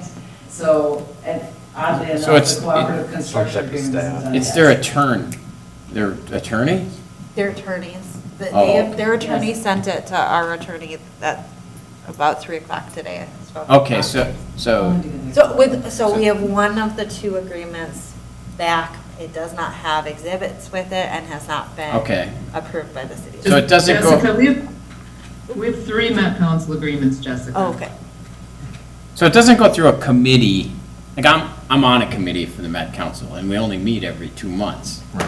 So there's no, like, committee, or there's, like, it's just someone at Yeah, I don't think it's Met needing Coun- actually it's not- Met People Council say the Met approval. Council, but And Kendra is correct. We received one back today. Are missing the encroachment agreement that has not been received, and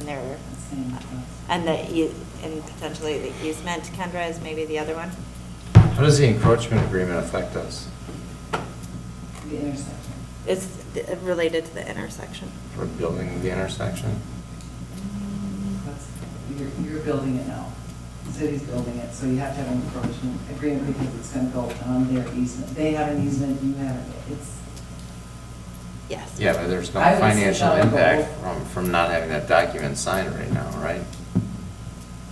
It's not like the stormwater one where we're worried about future Well, maintenance costs. In order to move forward to bid the city project, they need the encroachment agreement because it will be a city required project. So, a next year project. So we will need it, but in terms of timing. I think that we can do our best to get Met Council. I mean, I'll do my best because they have an easement that expires from us at the end of the year, and so they don't want that to expire. So I can, they have some incentive to get going. I would have thought it would have been sooner than this, but I'm assuming you've reached out to Judy Johnson. not since I did originally, Okay. but that's maybe not a bad idea. Yeah, I would recommend that. But my attorney's been talking to their attorney, Gotcha. and Yeah, I'd shoot her a message just to see if she can help I will push do things that. along, Thank because you. I think it's worth a I shot. know her well, and she's been helpful, so, in the past. So, as far as the documents go, I don't want to add more leniency since we're being sort of lenient, but it's hard to hold them responsible for a Met Council document. Mhm. By the way, this is why we should not pay them, the metro cities, because the Met Council that's their advocacy team, but I have a hard time holding them accountable for a document that the Met Council currently has and hasn't sent back to us.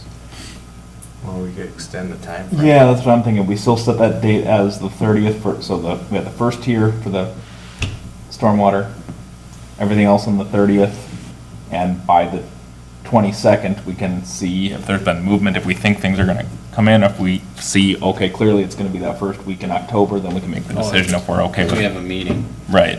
Okay. How much involvement Is Kevin involved in this? He's a little busy right now, isn't he? He is. He is not currently working. He is at home with baby number Yeah. 3. Mom and baby he are has- doing well? They're doing great. Thank you. And first aid kindergarten. Anyways. He's got all kinds of stuff going on. He's got all sorts of fun stuff. But Kevin has been very involved in this. Kevin, at least once a week, has been having meetings. Kendra's been very involved in this. It's been a very complicated process. Kevin